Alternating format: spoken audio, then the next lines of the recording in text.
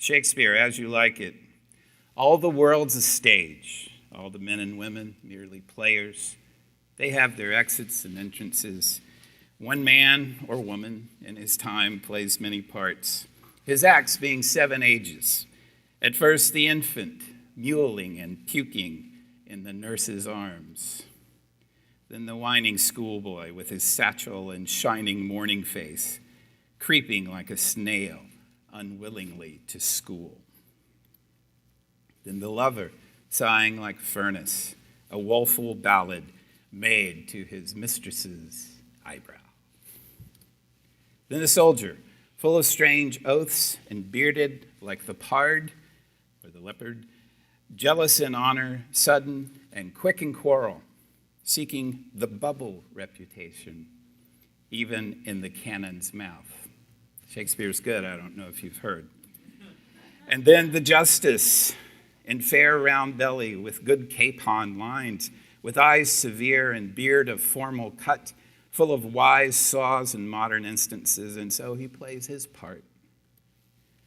The 6th age shifts into the lean and slippered pantaloon, with spectacles on nose and pouch on side, his youthful hose well saved, a world too wide for his shrunk shank, and his big manly voice, turning again toward childish treble, pipes and whistles is his sound. Last scene of all, that ends this strange, eventful history, is second childishness and mere oblivion. Sans teeth, sans eyes, sans taste, sans everything. Our movement through life is indeed structured like a great drama. Conflicts, compromises, losses, gains, but mostly the persistent and pervasive search for meaning. Playwrights before Shakespeare's time had relied upon Aristotle's theory of drama to argue that there must be 3 unities, place, time, and action, for a play to function. It should be one action in one day in one place. Those were the rules for drama. We've broken them terribly and wonderfully. In this sense, though, a play is a kind of ritual, a microcosm of life, which is itself a microcosm of the universe. Aristotle wrote in his Poetics, "Tragedy, then, is an imitation of an action that is serious, complete, and of a certain magnitude, in language embellished with each kind of artistic ornament, the several kinds being found in separate parts of the play, in the form of action, not of narrative, through pity and fear, affecting the proper purgation of these emotions." This is Aristotle's famous catharsis of pity and fear theory of drama, which is still debated. However, I think the meaning's fairly clear. A tragic play is a representation of life's changes, and in so doing allows us to purge our feelings of pity and fear by discharging them into the characters on stage. For Aristotle, it was Sophocles' Oedipus Rex, who ended up murdering his father and marrying his mother and provoked our pity and fear. For us, it might be Macbeth or Twin Peaks. The point is that we need a way to think about, understand, and explain the changes that happen to us along life's way, because that is how we become who we are. For most of us today, film and television serve that function, that old function of drama.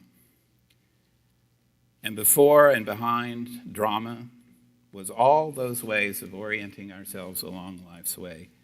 That way of understanding ourselves is ritual. By ritual, I mean the actual play to myth script. So we talk here a lot about myth, and it's wonderful, and I love it. I could talk forever about it, but at some point, you have to put the story into action. You have to embody the story. That is ritual. The acting out of belief in time and space, putting the body itself in touch with the sacred. Now, I wanted to give you a sense of ritual because I don't think we have it, honestly. I know, there are rituals and Even hello, how are you doing? I'm fine, how are you? That's a ritual of sorts. It has the same functions, but I think we've really lost that, and we can talk about why.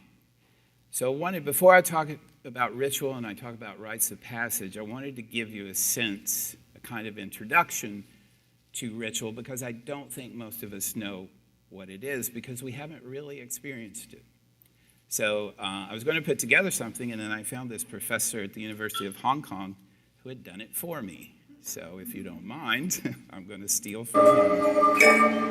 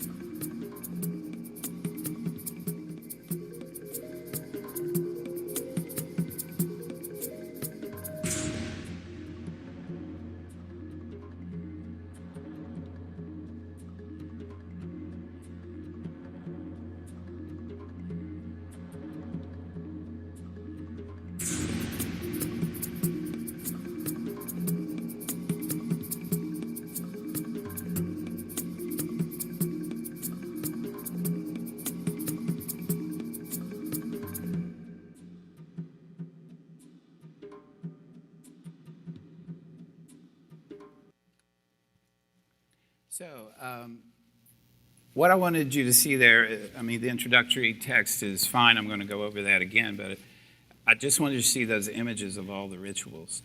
How many of them could you identify with? For me, it's maybe one or two. Maybe, the marriage, and I don't know. It might have looked like a Fish concert at one point, but that was not what that was. Do you know what I'm talking about, Fish? Okay, thank you. I'm never sure. I always like to check.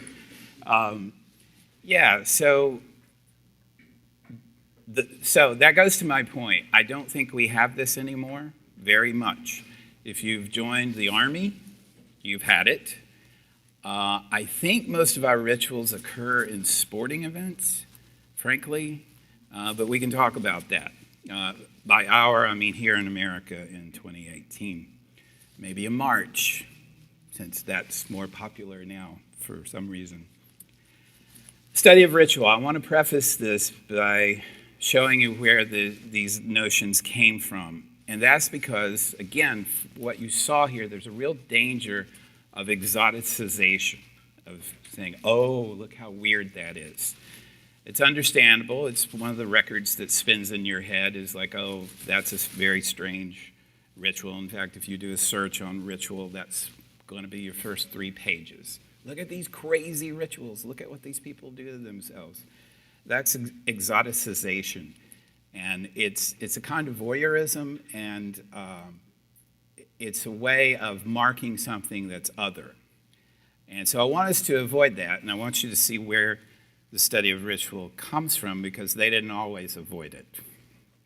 It arose in the late 18th and early 19th century, the study of ritual, really as a part of anthropology, psychology, and sociology. These disciplines emerged then kind of after Darwin and as part of the Enlightenment, where that we no longer looked to theology to define our world. We felt free as a species. We felt free to explore other ways of knowing.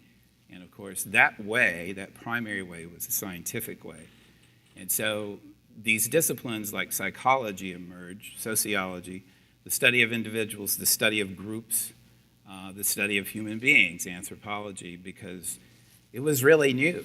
We never looked at ourselves that way, right? I know it's kind of amazing, isn't it, that it wasn't until the 19th and early 20th century that we looked at ourselves with any disciplined, methodological way to see what we were about.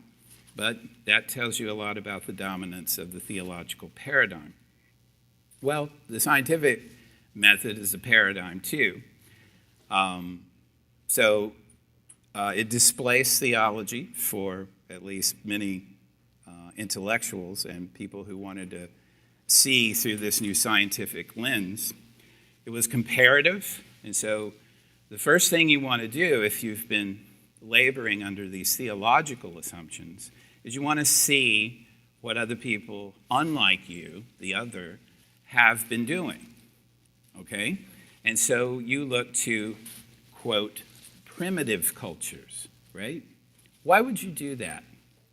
Well, you would do that because you too are operating under a paradigm, under a set of assumptions, an ideology that says you're the pinnacle. You're the zenith of evolution. Oh, let's go back and see where we came from, right? And it is that kind of arrogant.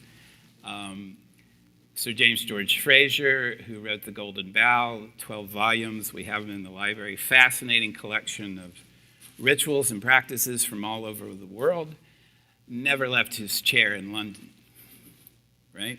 This is common practice. They're called armchair anthropologists in the early 20th century and late 19th because they depended upon accounts of missionaries and travelers to create their theories and understandings of us. Again, this is really about us. You want to look at primitive cultures because, oh, look at these poor people. Look how uninformed they are. And hey, that was us at one time. By the way, you know what shattered this myth? And you know how I mean myth, those of you who come here. I mean that as a story that we live out. You know what shattered it? World War I, right? Where we took the advances we'd made in technology and chemistry, and we turned them on each other, right? And so World War I was one of the most horrific wars just in terms of human suffering and utter futility and stupidity. And that came right at the zenith of our understanding of ourselves. And so what happens after that, and we can talk about this in another class sometime if you want to, is modernism. So Virginia Woolf, James Joyce, just turn inside. Okay, can't see that. What's going on in here and in here? That's modernism. All right, so they're coming at these rituals and these people with this assumption. You can't come to any study without some assumptions. Those were theirs. We see better now. Maybe in a century, people will look back at this lecture and say, God, that guy was a loser. He didn't understand the assumptions he was holding, and they would probably be right. But this is where we are now. We still came away with some valuable insights. I think you can judge for yourself tonight how valuable they are, that came out of this method of trying to achieve more objectivity. I don't think pure objectivity is achievable or even desirable, frankly. But at least you're not coming in with theological assumptions about, that all these people you're studying are without God and are going to hell. So I'd like to think that's an advance over that, right? So Emile Durkheim, really one of the founders of sociology, offered, I think, some very interesting insights on religion and on myth in particular. He's the person who gave us the sacred-profane duality, how society organizes itself around notions of the sacred and the profane, the everyday, you might even say the mundane, the everyday and the special. And he was especially interested in ritual because what he saw there was, I love this phrase, collective effervescence. That's the way they talked back then. Collective effervescence. Okay, but that's right. I mean, you saw that in the rituals, right? There was effervescence there, right? There was a lot of energy and a lot of activity, right? And if you were to ask these people what was happening, they would say that some outside force was acting upon them. So that's the second of his understanding of ritual, is that there's an outside force affecting the group. And what's interesting is that it's affecting them all the same way. Okay, so it's not like a gathering of Unitarians, say, where the whole purpose is to have your own experience. It's a gathering to have the same experience of something outside of your experience. Now that's pretty trippy, right? And kind of cool. And so what happens is, we never talk about this, at least in terms of religious studies scholars, anthropologists. We don't talk so much about, philosophers especially, we don't talk about emotion in religion. But ritual, that's where the emotion comes in. You want emotion. It's a way to generate and channel emotion. Ritual is. So sure, you can hear a story around a campfire, and that's great. But what if you act that story out together? That's emotional, and that's channeling it in a certain way. And again, I go back to the example of drama, where you're doing a play, you're performing a play. And so all that is to heighten emotion in the audience and in you, but to do it in a very prescribed way.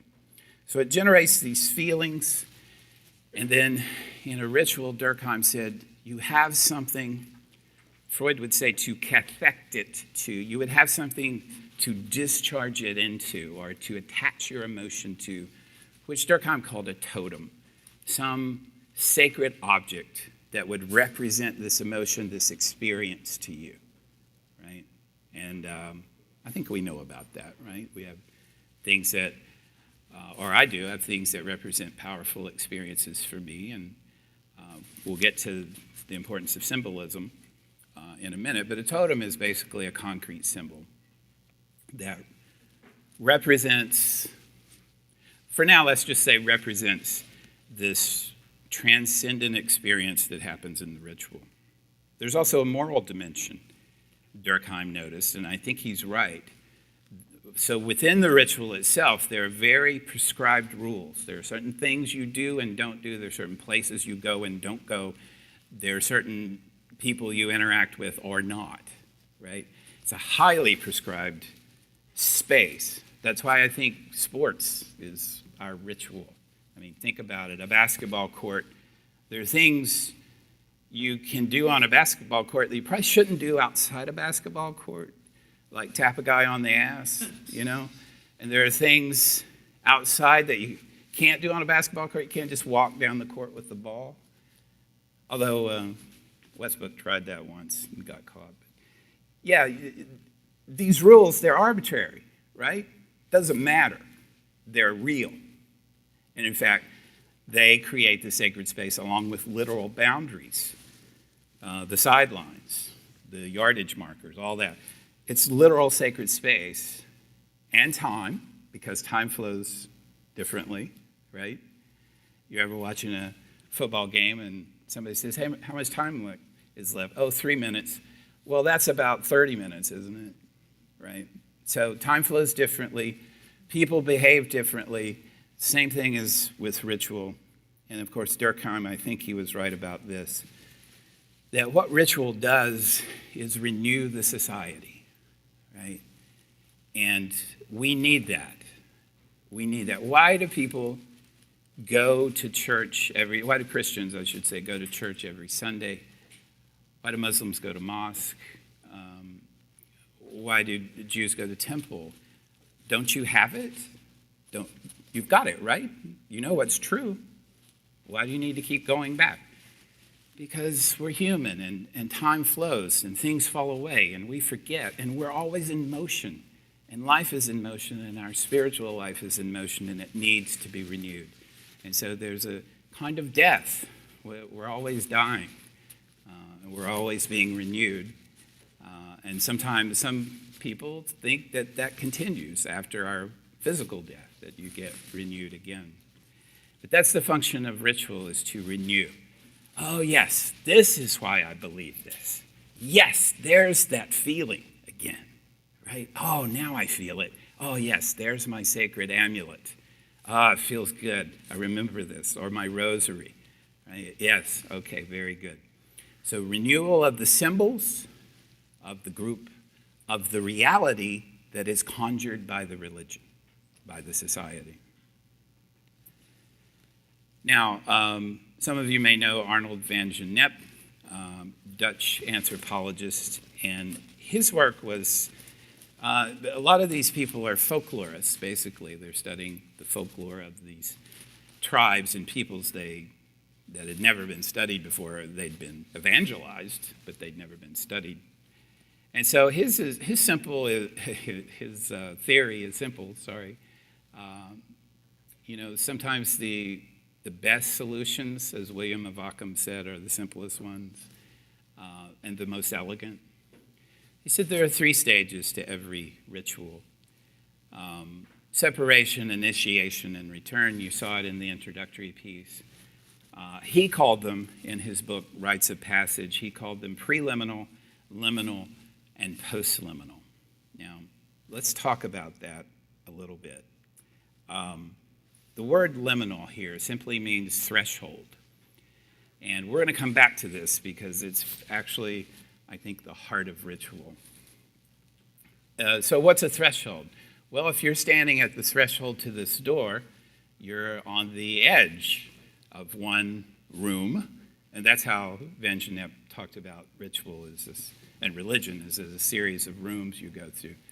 So if you stand at the threshold, you're on the edge of one thing, and you're about to go into another thing.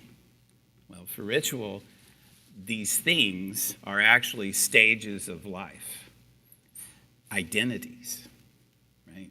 So the liminal period, that's why I put that at the center, is what comes across as initiation, right? Separation, initiation, return. That period of in-between is what it is. It's in between. So you're not the old person you were before the ritual. You're not the person you're going to become after the ritual. You're in between, the liminal, the threshold. He says this about the preliminal, Van Gennep. The first phase of separation comprises symbolic behaviors signifying the detachment of the individual or group from an earlier fixed point in the social structure. Okay, you're changing, right? The friends you used to hang out with, you're not hanging out with anymore. You're tired of their trite, going out to prank bar every night and saying the same things over and over. Actually, this is like everything, this is a little autobiographical. Sorry. There was a time when I was the manager of a hardware department at a Home Depot-like store. And, God, I was 20-something. And I thought, this is it. This is it. It doesn't get any better than this, right? I'm selling saws and hammers. I'm drinking beer in the parking lot.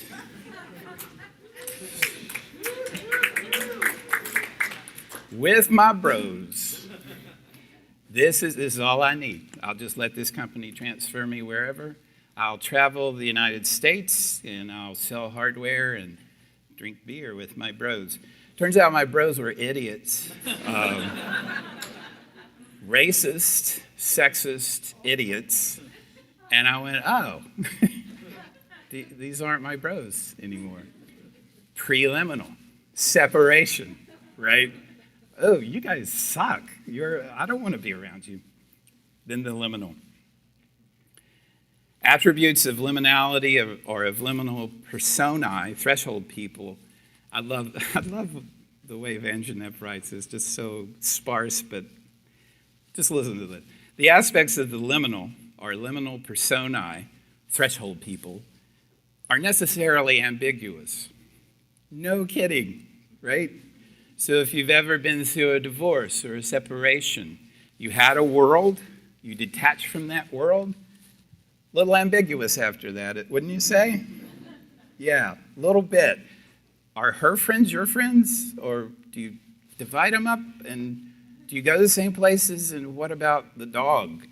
And, what about the kids? And, right. Yeah, necessarily ambiguous. You're in between. You don't know who you are, literally. You don't know who you are because you're changing. You're moving from one stage in life's way to another. You're becoming someone else. Postliminal. In rites of incorporation, Van Genep says, there is widespread use of the sacred bond, of the sacred cord, the knot, and of analogous forms such as the belt, the ring, the bracelet, and the crown. Right? So when you get reintegrated into a new society, we're going to mark you with that. This is not a bad, I guess it could be. This is typically not a bad marking. It's a way, it's like a wedding ring, right?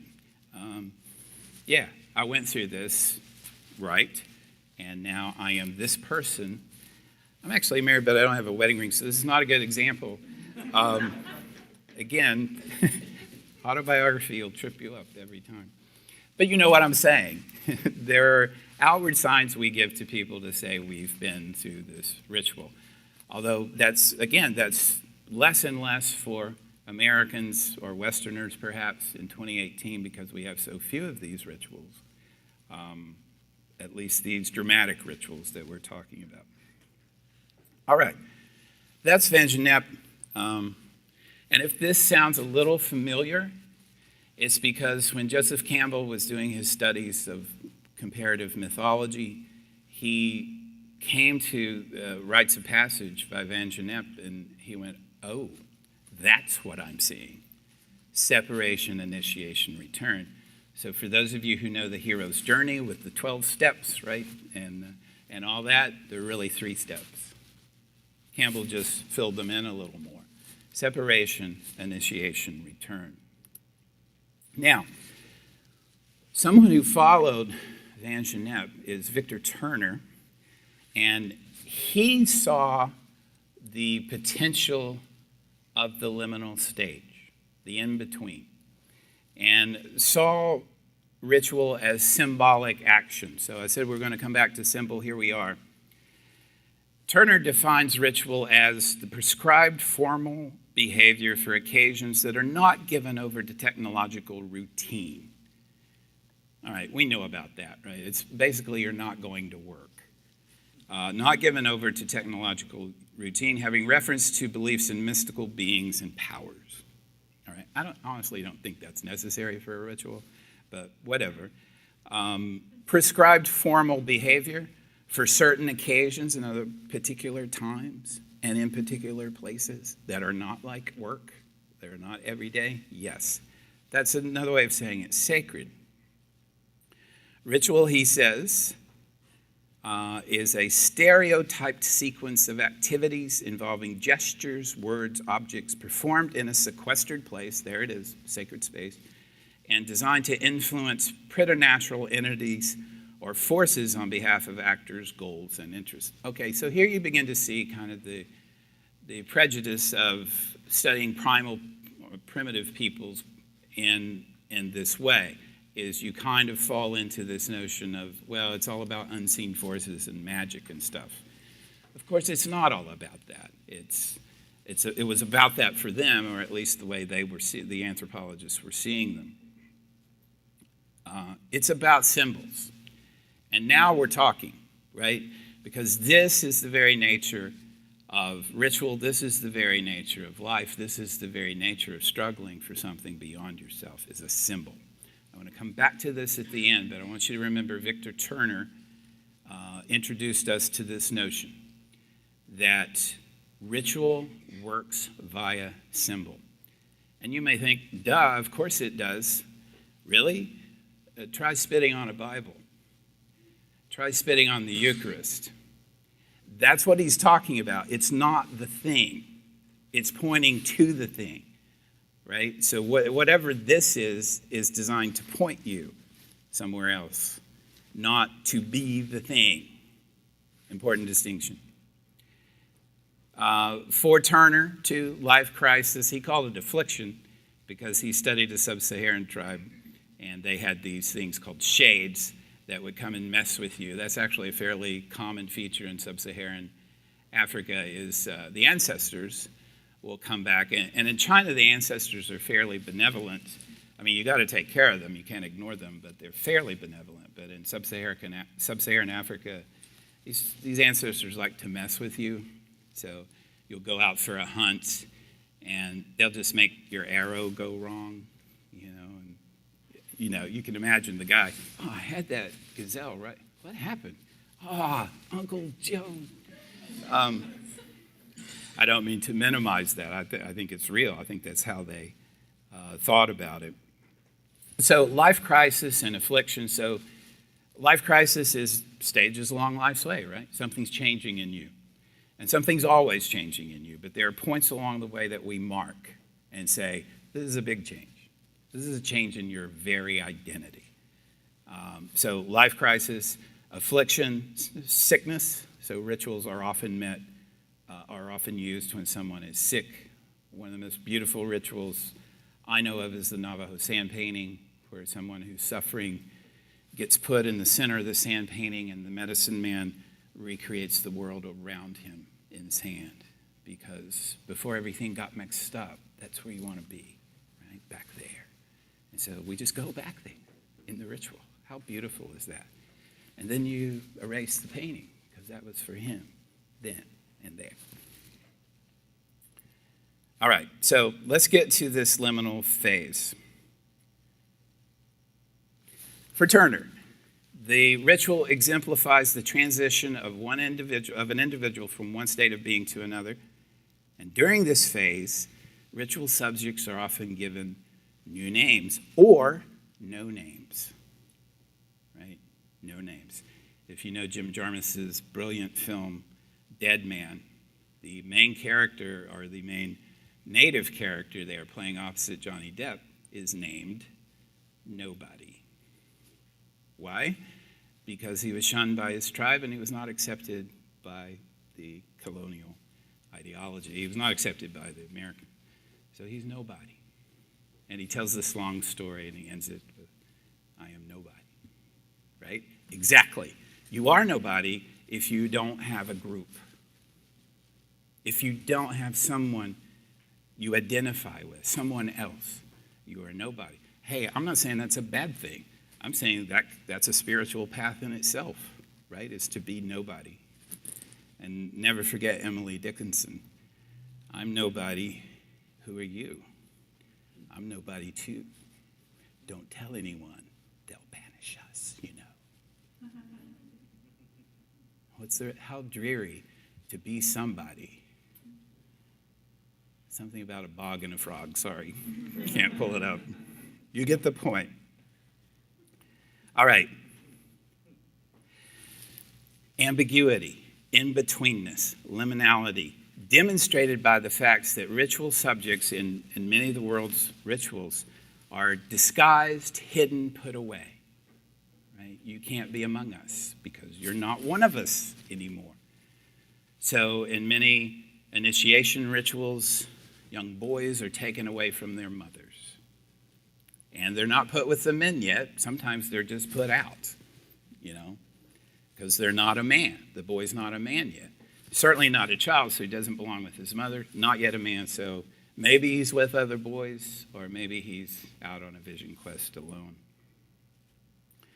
Turner says the liminal subjects are neither here nor there. They are betwixt and between the positions arrayed and assigned by law, custom, convention, and ceremony. You ever been betwixt and between? It's a heady feeling, terrifying feeling, lonely feeling. It's rife with possibility if you can see it, if you can get past your fear. You can see that something's coming, something's happening, but boy, it's hard to get past that because you are nobody, nowhere. Okay, I'm going to move on from ritual, from Turner. I think you get it. The betwixt and between, remember that. I think that's a really interesting notion. Clifford Geertz, another anthropologist, who focused then after Turner on symbols. Religion as a system is symbols.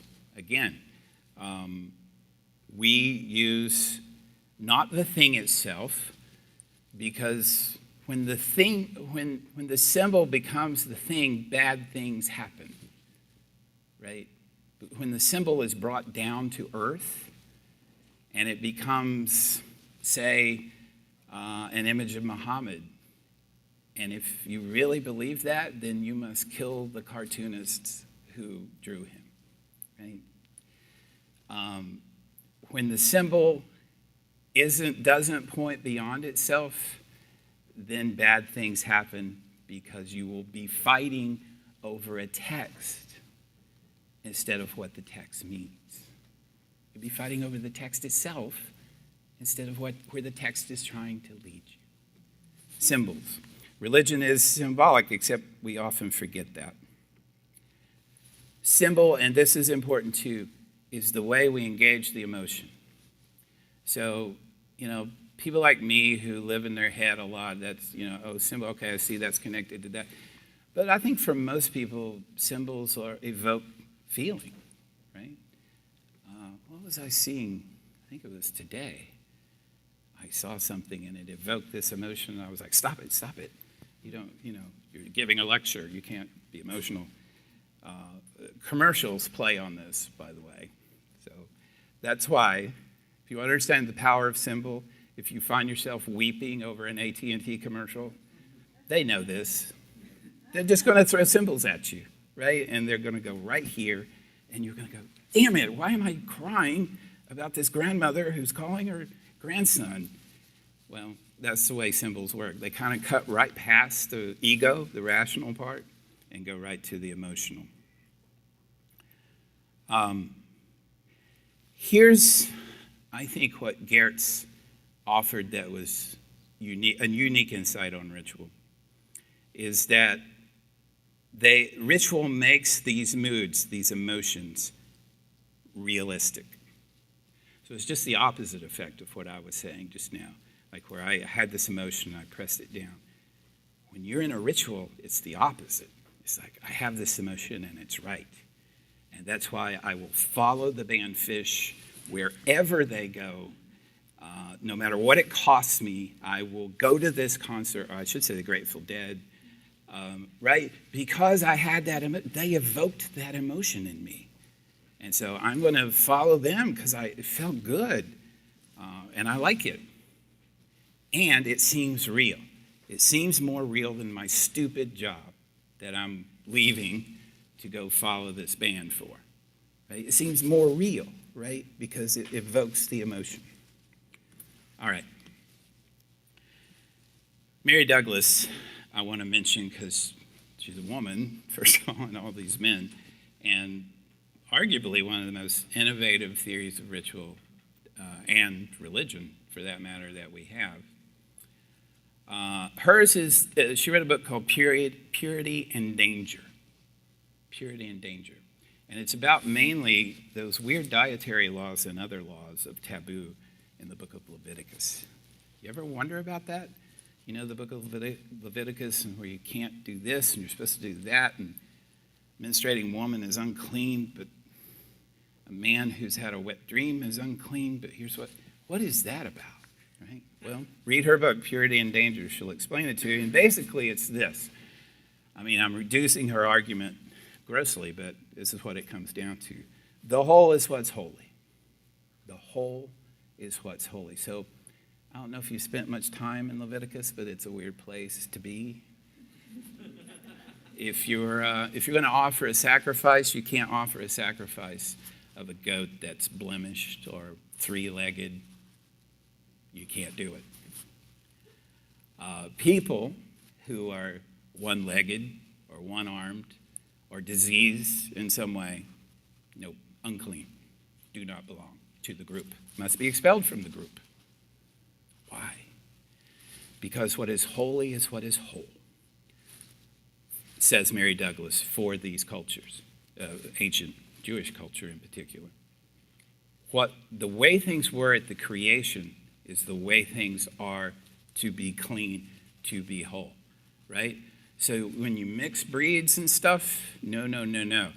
Remember your Genesis, and each was created after its own kind. You don't mix that stuff, right? And even stuff that seems weird, like the pig that chews the cud but has cloven, is that it? I forget. Cloven foot and chews the cud? No, you can't have that. That's wrong. Because it's just too weird. Right? You either have a cow or you have something else. You can't have you see what I'm saying? It just doesn't fit the scheme. Order is sacred. That's what's sacred. And so all these rituals, she says, are really about recreating order, about bringing order to an apparent chaos in the society. She also has another very interesting part of this theory that doesn't really have to do with ritual, but I want to tell you.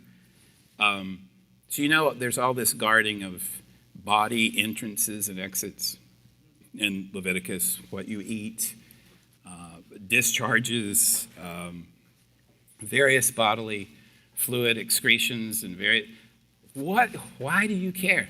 She says because it's as the body is, so is the society. And so she draws these parallels between don't eat this, don't touch that, don't marry them, don't worship their gods. The body is a microcosm of the society, she said. So if you get used to policing your body, you will understand that it's the same thing when you're policing your society. She also says this about the marginal. People I was talking about, diseased, whatever. These are people who are somehow left out in the patterning of society because it's about order, who are placeless. They may be doing nothing morally wrong. I don't know, for some reason this just stood out to me. But their status is indefinable. Take, for example, the unborn child, she says. Its present position is ambiguous, its future equally. No one can say what sex it will have or whether it will survive the hazards of infancy. It is often treated as both vulnerable and dangerous, and that's true in some of these cultures. A pregnant woman is very dangerous. Yes, anyway, she goes on to talk about that. So let's keep moving because I want to get you in on this. I'm really anxious to hear about what you have to say. So in Van Genep's book, The Rites of Passage, he has these chapters which are about the various rites of passage. So I thought we ought to look at those, right? Some of these various rites of passage. I don't know, one of them is called the territorial passage, just moving from space to space, right? That can be a rite of passage, he says, because there are rituals that surround crossing into someone's land. And I don't know if you know this, but you should. Bruce Chatwin's The Songlines. Anybody know this book? Really? Okay. I'm so happy to tell you about it. It's based on the Australian Dreamtime. And for the Australian Aboriginals, this world is not real. The Dreamtime was real. This is kind of a nightmare, actually. In the Dreamtime, the ancestors walked on the land, and where they walked, they left a trail. And the trail is not made of rocks or stones or a worn path. It's made of song. This is one of the most beautiful concepts I have ever heard in studying religion. So, this is, I forgot the reference, but it's an Aboriginal woman explaining the songline.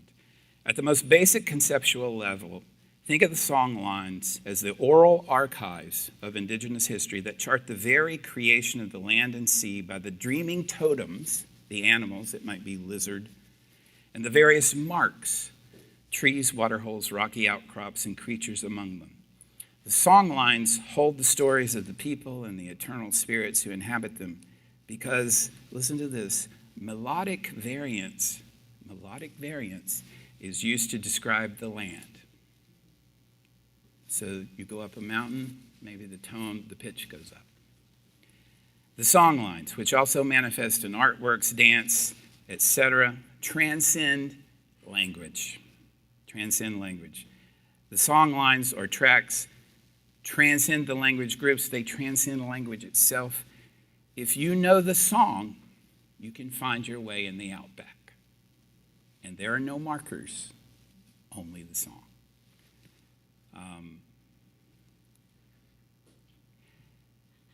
The melodic contour of the song describes the land over which the song passes. Certain phrases, combinations of musical notes are thought to describe the actions of the ancestors' feet. And these again, are animals mostly. An expert songman would count how many times he has crossed a river or scaled a ridge and be able to calculate where and how far along the song line he was. A musical phrase is a map reference. Music is a memory bank for finding one's way around the world. That's Bruce Chatwin in his book, The Songlines. And this is the Aboriginal woman again. We have no books. Our history was not written by people with pen and paper. It is in the land. The footprints of our creation ancestors are on the rocks. The hills and creek beds they created as they dwelled in this land surround us. We learned from our grandmothers and grandfathers as they showed us these sacred sites, told us the stories, sang and danced with us the dreaming law. We remember it all in our minds, in our bodies, and our feet as we dance the stories. I love that. Amazing. I'm going to skip through this because I want to give you guys a chance to talk. Obviously, there are individuals and groups, strangers coming into a group. I have a Maasai ritual here I was going to describe to you that involves killing a goat and taking the skin, and you have to put your thumbs in each part of the skin, and then you become brothers. More than acquaintances, you become brothers because you declare that you're not there to steal anything or to mess with anybody, and they declare that they will not mess with you in turn. I have an Aztec birth, pregnancy and birth, rite of passage. Here's a brief one on birth and childhood from this book, Rituals of Childhood. In medieval times, when a Jewish boy of 5 began religious schooling, he was carried from home to a teacher and placed on the teacher's lap. He was then asked to recite the Hebrew alphabet and lick honey from the slate on which it was written, to eat magically inscribed cooked peeled eggs and cakes, to recite an incantation against a demon of forgetfulness, and then to go down to the riverbank with the teacher, where he was told that his future study of the Torah, like the rushing river, would never end. See, we don't have that anymore, right? We don't have that. Here's a Mescalero Apache ritual I thought you might find interesting. Oh, sorry. Beneath White Mountain in New Mexico, the Mescalero Apache Reservation prepares for a coming-of-age ritual. Over the span of 4 days, 13-year-old Dashina Cochise will pass through ancient tests of strength, endurance, and character that will make her a woman. The Mescalero Apache hold the ritual every 4th of July. It's a grueling ordeal intended to prepare girls for the trials of womanhood. When she was a little girl, I knew this is what I wanted to have for her.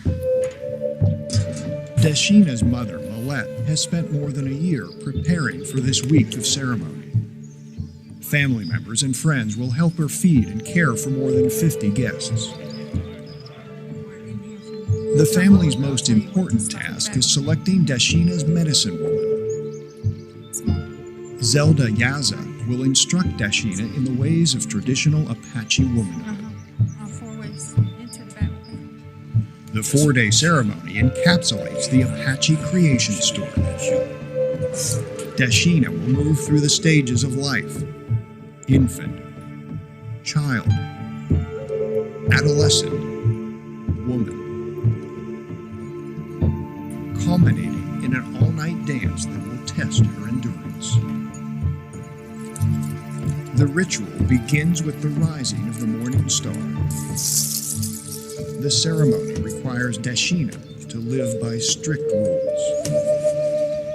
These 4 days mean little sleep, scant food, and the need to set aside emotion. Throughout the ordeal, she must wear a face of stoic resolve. I feel very excited and happy, even though I can't smile, but I'll try to show it in some way. Before Dashina joins the other girls, she is blessed, dusted with pollen, the symbol of fertility.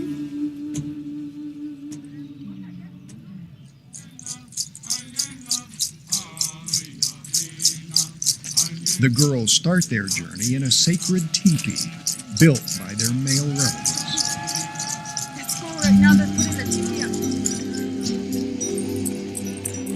The basket is filled with pollen and other ceremonial objects. As their ancestors did, the girls run toward the rising sun, circling the basket 4 times to mark the 4 stages of life.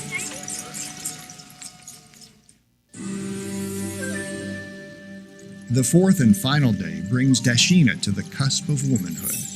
She ascends the hill to pray to the mountain spirits for a long and successful life.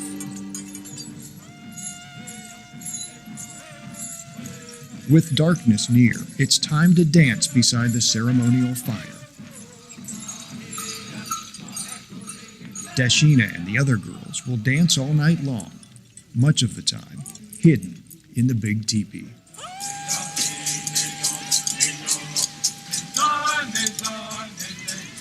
More than 10 hours later, Dashina is still dancing. The medicine men greet the sun, a signal that the final test is near. The girls' faces are painted with white clay, symbolizing the goddess. On their last circuit around the sacred basket, the girls wipe away the symbolic clay.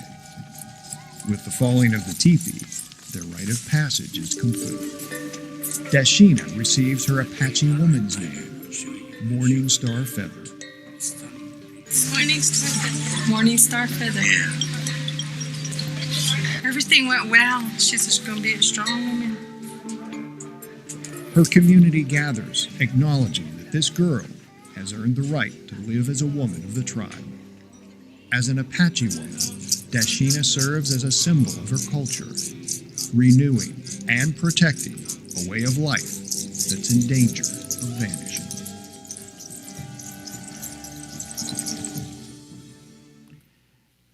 You can find a lot of these on your own. There's a betrothal and marriage ceremony from the Maasai. This one just came up in my feed this week. This is from the BBC, so I thought I'd share it with you. It's very brief. The remote village of Sagada is nestled in the Cordillera Central Mountains of northern Luzon. the Philippines' largest and most populated island. It's a bumpy, winding, 8.5-hour drive from Manila, but those willing to make the journey will encounter an ancient custom, and this is where you get into the exoticism, the haunting as it is remarkable. In a ritual believed to date back 2,000 years, the Igorot people bury their dead in hand-carved coffins that are tied or nailed to the side of a cliff and suspended high above the ground below. This gravity-defying graveyard is believed to bring their departed closer to their ancestral spirits. Traditionally, the elderly have hollowed their own coffins from local timber and painted their names on the side. Before a corpse is laid in the coffin, it's placed in a wooden death chair, tied with leaves and vines and covered with a blanket. The body is then smoked to delay it from rotting, as relatives pay their respects over several days. According to the Igorot guide Sigrid Bangye, in the past, family members moving the corpse from the death chair to the casket would have to break the dead person's bones to stuff it into the 1-meter-long coffins in the fetal position. Today, the hanging coffins tend to be larger and are roughly 2 meters in length. It's like returning back to where you came from in the fetal position in the womb, she said. As the corpse is wrapped in rattan leaves before being placed in the coffin, men drive metal pegs into the cliff face to suspend the coffin in its final resting place before the casket is hauled up to the bluff.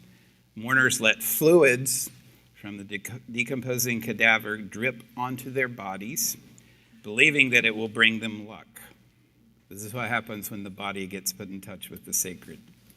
While the Igorot's ancient funeral rite is unique in the Philippines, hanging coffins off crags has historically been practiced in pockets of China and Indonesia.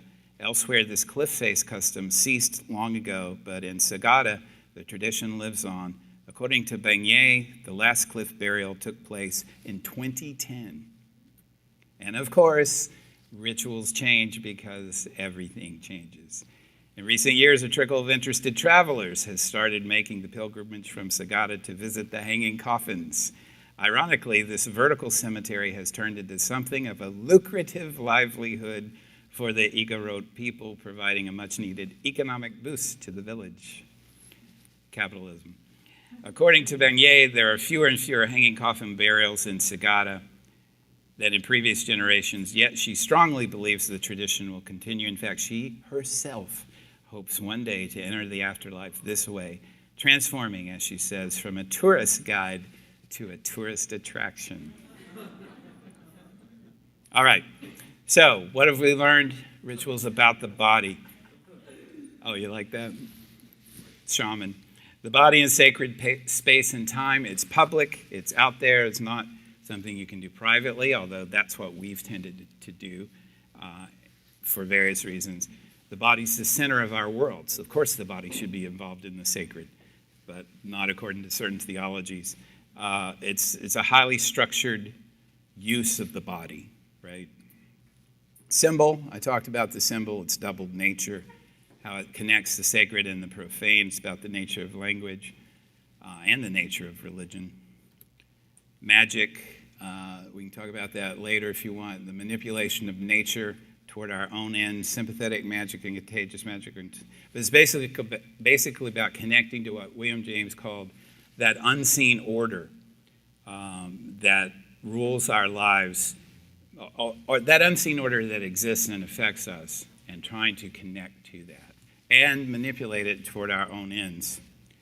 And then, because I think film is the way we access ritual now, I wanted to end on the great Peter Weir's film, Witness, where we get to see a ritual a little bit closer to us, at least in Pennsylvania.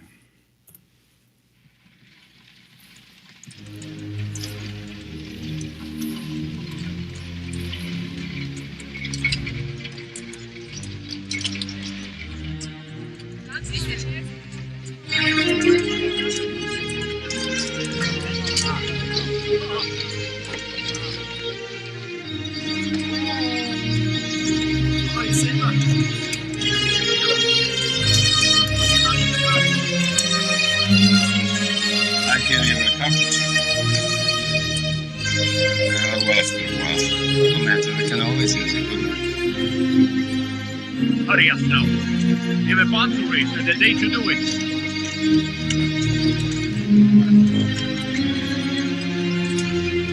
Raise your thoughts to him. UFO. It's better now. Yeah, it's pretty good chill. Good. Ready to go home.